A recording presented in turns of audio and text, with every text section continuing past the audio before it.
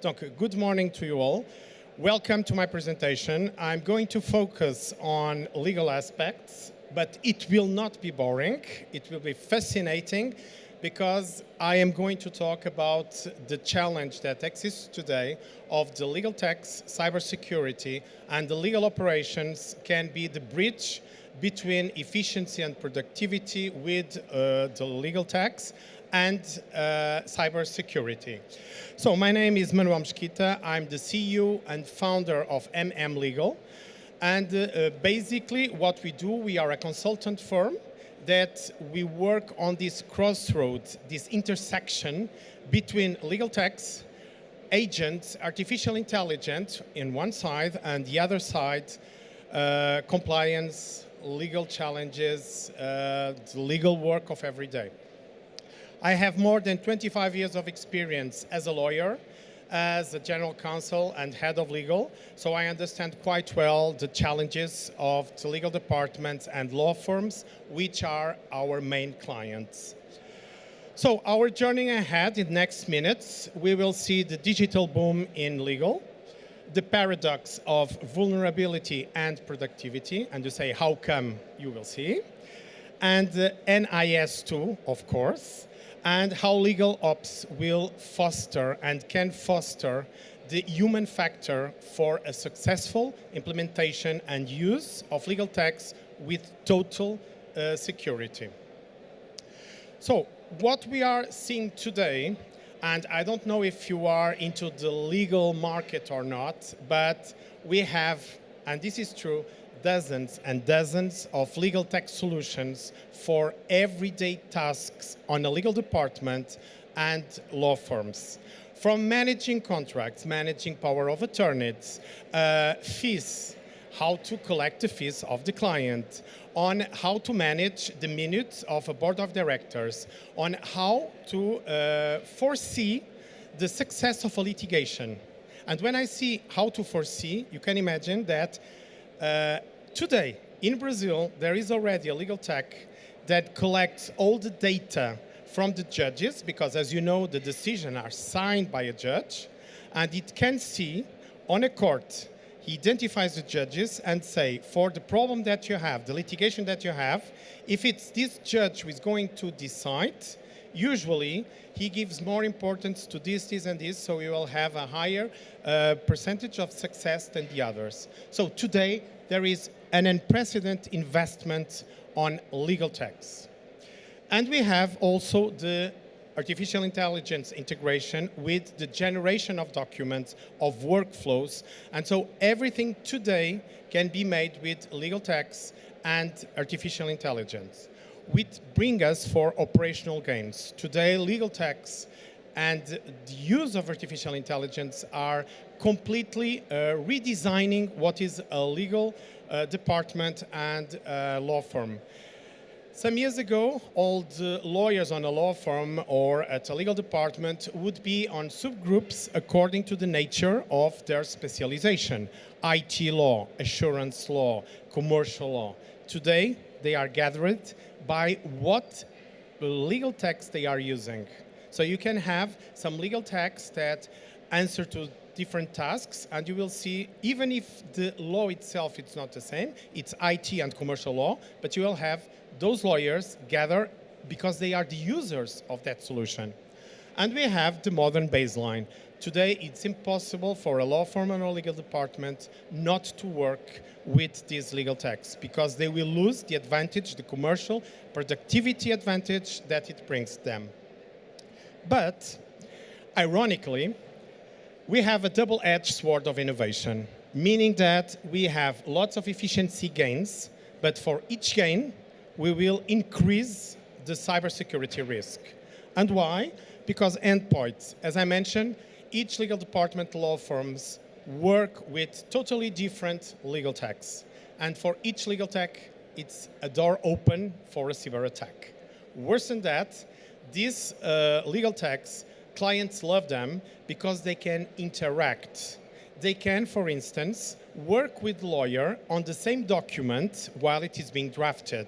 So the lawyer can draft a document and the client has access to the document to make comments. it's lots of interaction, lots of open doors for cyber attacks. Also, the data velocity. Today, everything is very speed. We can use the legal text and the speed of the internet to send and receive documents. And as much as we increase the data velocity of these exchanges, we are increasing possible attacks. Because if we are sending lots of documents on by email or by platforms, but we are sending them to directors who are traveling by TGV and are using the CNCF internet, it's completely opened the doors to cyber attacks. And finally, but not least, the tool adoption. As I mentioned, lots of these legal texts use artificial intelligence, but each one of them uses a different kind of artificial intelligence, which can create for the user the illusion sometimes that they can go to shadow IT or shadow artificial intelligence and use that without understanding the risks that they are having doing that. NIS2, so this new European directive that will reframe cybersecurity as governance. And this for the legal department, it's very, very important. As we expand the scope of the directive and we expand the scope of cybersecurity and to address cybersecurity, we are transforming cybersecurity in a governance and on an issue for legal departments who have to pay attention to it. Furthermore, the C-suite accountability. Today, if there was a cyber attack, it was a problem of IT and IT only. Today, directors, managers will be responsible for that, which creates a proactive risk management. It's not only for the IT to defend itself, but for the entire organization to organize itself on the defense for cyber attacks. And of course, the mandatory sensitization, meaning that every user of a legal tech must understand. It's not to be obliged to be compliant, but to understand why it's mandatory to do that. Oops. And we arrived to this picture that I love, but this is reality. It's the iceberg. A legal department, a law firm, purchases a legal tech. And it will say, well, I have a software, it is certified, it is compliant, my organization has firewalls, we are okay, we don't need to do anything. We are compliant, everything is great. But they forget these four pillars: the adoption, the process, governance, and discipline. Adoption is the implementation. When you work on an organization, and I don't know if you already had that experience, there is this huge pressure to go live, to go live, to go live. When can we use it? And the day one of go live, everyone forgets the rest of the implementation. So organizations today are using legal texts without the proper implementation. The process are unclear. The process are unclear, and who criticizes the process is someone who is not within the spirit of the organization, when sometimes it's the process that is not correct. The governance usually doesn't exist. Creating workflows, responsibles, who can create a model of a clause and put it on a CLM. It's not foreseen, so it's no idea at all who can do what on the organization. And last but not least, discipline. There is a total lack of discipline. And I can tell you a number of experiences that I had of organizations that for paying less licenses, they have groups of persons who use the same password, and that they have on WhatsApp groups asking, I use this password to connect to this legal tech, but it's not working, and someone changed the password, and they are sharing the password of the legal tech. And this creates this idea of the iceberg, that is, the security is a very small part of the problem, and the bad use of legal tax, it's the huge problem. And that's why legal operations are the bridge between technology and IT and the compliance and legal practice. And what is a legal operation? Basically, those are the persons, even if they are not called like that, but there are within the legal organization, legal departments, law firms, who do not work for the client itself, but work for the other lawyers, providing them with the legal text, providing them with the data, creating the models of clauses or of contracts for the lawyers to use.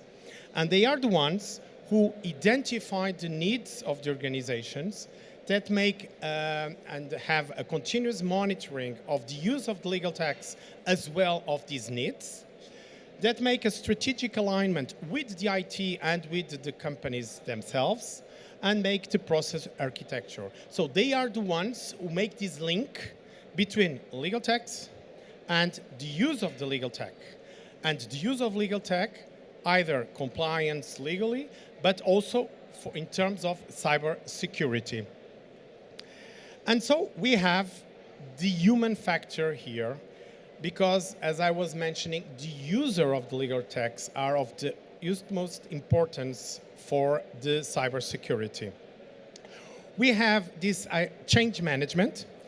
I don't know if you already read it or not, but it is said that from 3 to 5 years, the artificial intelligence will have a technology that has not yet been created. So everything that we are doing of implementing artificial intelligence, in 5 years we are going to change everything, because we are going to use new artificial intelligence using a technology that has not yet been invented. The mindset over mechanics. It's the legal operations who explain to the user that it's not only to push a button, is what are the consequences of not pushing the button, so that they understand that they really must do that. Legal operations as well, driving adoption. They are the ones who are the ambassadors, and that they can understand the needs, the problems, the obstacles of a correct use of the legal tech. And they share the responsibility with other teams, notably IT, for the successful of the use of a legal tech, notably with cybersecurity. And so legal operations, basically, what they aim is that the organization is on this step 3. Which are the major differences between these 3 steps regarding the use of legal text or of any software, is that on step 1, no one is aware of anything, and so it's all, there is always a reaction of IT every time that there is a cyber attack. On step 2, there is everything in place, but people, users, do not adopt this need of having the correct practices. And so IT must be the police, always auditing and always implementing and having mandatory notes for everyone to do to respect the good procedures. And we arrive at step 3, that is where all the organizations, not only legal departments and law firms, but all the organizations should be, that is a culturally resilience to cyber attacks. And that's what? It's the knowledge of the good practices, the knowledge of what should not be done, understanding the right consequences, and adopt everyday use of the legal text to these risks.